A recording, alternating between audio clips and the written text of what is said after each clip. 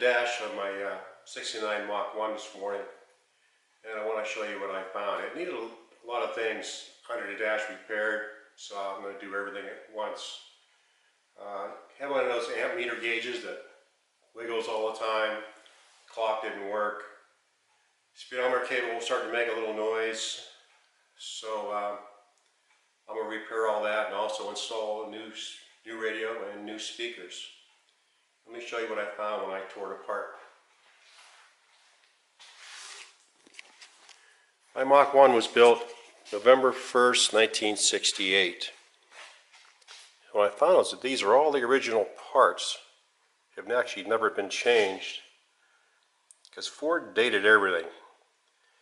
And all this stuff, this circuit board here, the instrument panel,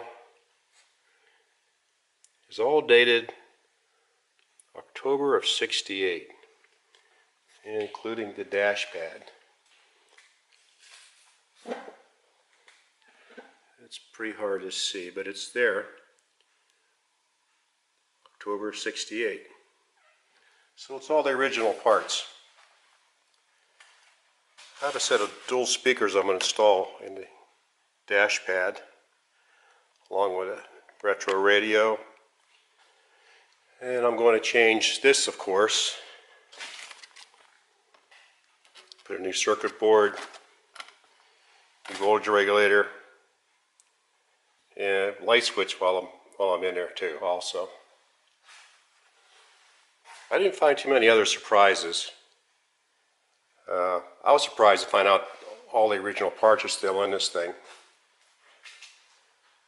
I do have a clock that I repaired previously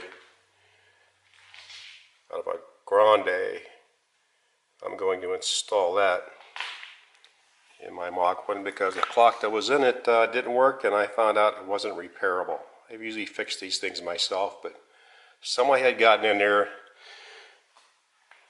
and buggered up the works. I'm not sure why they did that, but it's not repairable.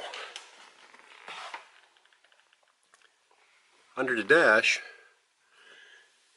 you can see that the black's not the original color of my Mach 1, but I already knew that. That is Indian Fire, which is, it's kind of different, but not to my taste. I'm actually glad my Mach 1 is black. I prefer that. Not too many other surprises under here. Not too much has been messed around with. It's all pretty original. No one's been in here and done too many wiring repairs. You see a lot of that. You get a little rat's nest under the dashboard sometimes. That's pretty common. So I'm going to start working on this, get it all back together. Hopefully, get everything repaired.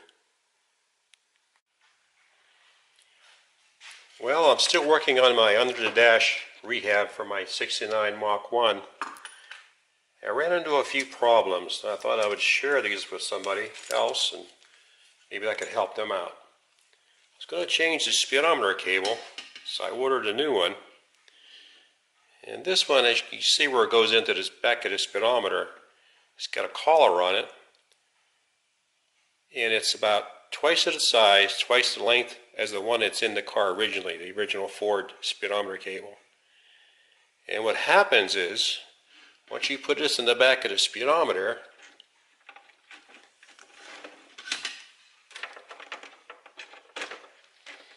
and then try to put the collar over the collar over top, this hits the back of this piece here, and it won't lock on. It won't go on far enough. The collar keeps it from bottoming in far enough to catch a little plastic clip that goes on this little ridge right here. I actually ordered a second one from a different company, different manufacturer. It was made the same way, and it wouldn't fit either. So I ended up rehabbing the old speedometer cable and putting it back on. I hope it stops squealing, and if it doesn't, I'm not sure what I'm going to do. Second problem was I took my instrument cluster. It had everything done. It had new circuit board on the back, new voltage regulator. I put it in the car, plugged it in, and the gas, temp, and oil pressure gauges didn't work. And that's the one that operates off 5 volts through this voltage regulator. I couldn't figure out what was wrong. I chased wiring, did all kinds of things. I found it online. I found a guy that had a solution to that problem. And the thing is, on the gas and temperature gauges, they move around in here. Until you get everything on the back of this put on, they'll move around quite a bit. And once you put the insulating pad on here, on both of these, put the printed circuit board on, you really can't see where these studs are in relation to these slots that they sit in. And what happens is, if they touch the housing anywhere, any one of them, then none of those 3 gauges will work.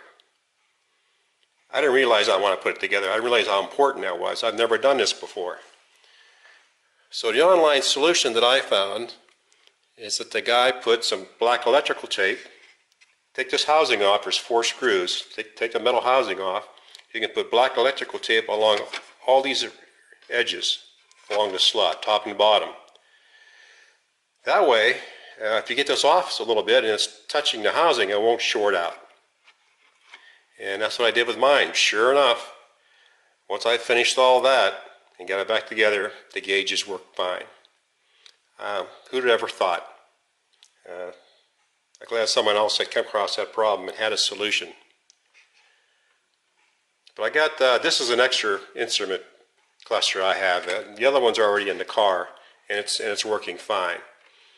And it's got the new circuit board, new voltage regulator, all new bulbs. So I should be good to go. But yeah, you run into glitches. And I sure ran into mine. I'm glad to get this all back together again.